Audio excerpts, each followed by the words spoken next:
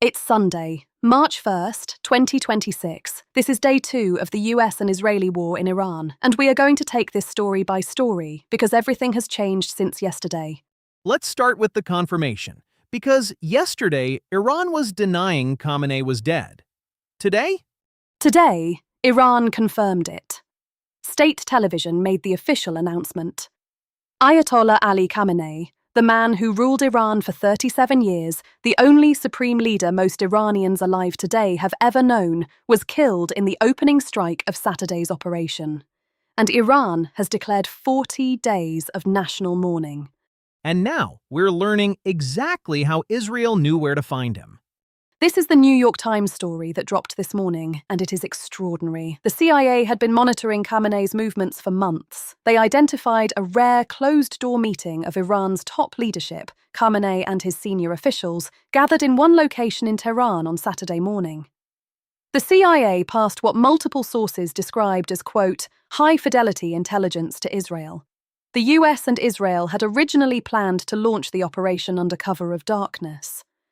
But when the CIA confirmed where Khamenei was, they adjusted the timing to strike during daylight to take advantage of that narrow window. So this wasn't just an Allied operation. The US intelligence community helped target a head of state.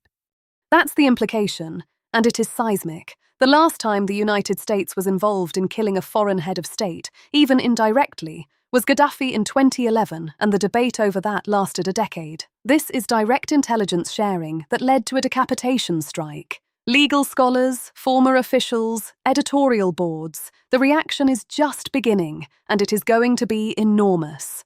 And while the political fallout is building here, the military fallout has already arrived. The Pentagon made an announcement today. 3 American service members have been killed in action. 5 more have been seriously wounded, several with shrapnel injuries. The Pentagon did not say where they were killed.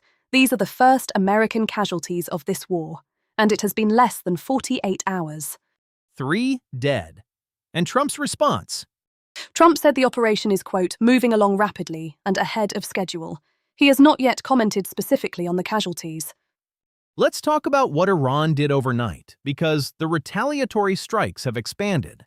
Iran launched hundreds of missiles and drones at Gulf cities, and this time they hit civilian infrastructure hard. Dubai International Airport, the busiest airport in the world for international traffic, handling more than 1,000 flights a day, sustained damage. Abu Dhabi's airport was hit too, at least 1 person killed and 7 wounded there. Kuwait International Airport was also struck. The Burj Al Arab hotel area in Dubai was damaged. Jebel Ali Port had a plume of smoke rising over it. Across the Gulf states, more than 100 people were injured and at least 4 killed by Iranian strikes alone. Airports, hotels, ports. These are civilian targets in countries that didn't attack Iran. Iran says it was targeting US military bases. Al Udeid in Qatar, Al Dhafra in the UAE, the 5th Fleet headquarters in Bahrain, Ali Al Salem in Kuwait, Muwafaq Salti in Jordan. But missiles and drones don't always land where they're aimed. And when you fire hundreds of them into some of the most densely developed areas on Earth, civilian damage is inevitable. Thousands of flights have been cancelled. Multiple countries have closed their airspace. The entire Middle East commercial aviation network is effectively shut down.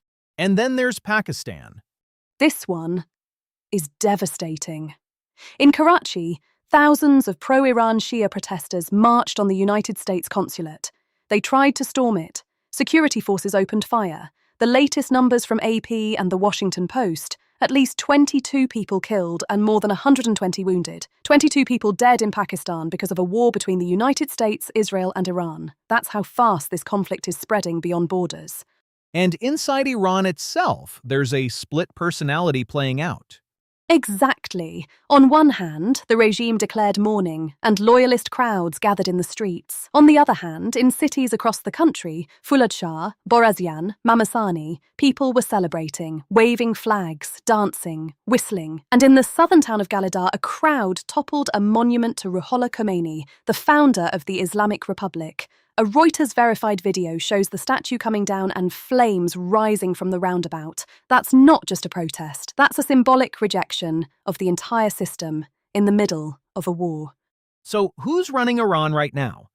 A three-person provisional leadership council, formed under Article 111 of the Iranian constitution, President Masoud Pezeshkian, Chief Justice Gholam Hossein Mohseni Ejei, and a cleric named Ayatollah Alireza Arafi. This council governs until the 88-member Assembly of Experts formally selects a new supreme leader. Forbes is reporting that could happen in a day or two. But let's be clear. This is a regime that just had its leadership decapitated while simultaneously firing missiles at 7 countries. The idea that the succession process will be smooth is optimistic at best. Meanwhile, in Washington, Congress woke up. Key members of Congress are demanding an immediate vote on a war powers resolution. In the Senate, a bipartisan measure led by Democrat Tim Kaine and Republican Rand Paul would require Trump to get explicit congressional authorization before continuing military operations against Iran. The House already had a draft ready before the strikes happened. Both chambers are set to begin a rare war powers debate this week, a direct referendum on whether the president can wage war without Congress. Remember, Trump launched this operation without congressional approval. That is the legal fault line that's now cracking open. And markets open tomorrow morning. And that is terrifying for a lot of people. Markets were closed when the strikes began Saturday. Everything that has happened, Khamenei's death, the Gulf strikes, the airports, the troop casualties, the Strait of Hormuz, all of that hits trading floors for the first time at 9:30 a.m. Eastern tomorrow. Business Insider is reporting that one major bank expects oil to test $100 a barrel on the open. That would be a 37% spike from Friday's close of roughly $73. The Guardian is reporting more conservative estimates, maybe 74, 75 initially. Vanda Insights forecasts 80 in a knee-jerk reaction.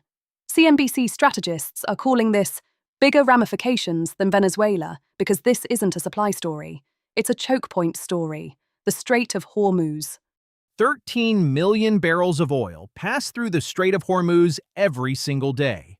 31% of all seaborne crude on Earth. Iran claims it's closed the strait. If that holds, even partially, you're looking at the most significant disruption to global energy markets since 1973. Equities are expected to open down 1 to 2% or more. Treasury yields dropping as money floods into safety, gold surging. One analyst told CNBC that if this is a short campaign, maybe a few days of volatility. If it becomes a multi-week regime change operation, and Trump explicitly used those words yesterday, markets will react, quote, rather badly. So let's step back. 48 hours in. What's the picture? The picture is this. The United States and Israel killed Iran's supreme leader using CIA intelligence. Iran confirmed his death and is now governed by an interim council. 3 American soldiers are dead. Iran has fired missiles at 7 countries. Civilian airports in Dubai, Abu Dhabi, and Kuwait have been damaged. 22 people are dead in Pakistan from protests over a war they're not part of. People in southern Iran are tearing down statues of the Islamic Republic's founder. Congress is threatening a war powers showdown. And every financial market on the planet is about to open into this reality for the first time. 48 hours. 48 hours. The world moves fast. Right now, it's moving dangerously. We'll be here tomorrow. Stay informed, stay sharp, and when you hear people tell you what this means, remember that even the people making the decisions don't know what it means yet.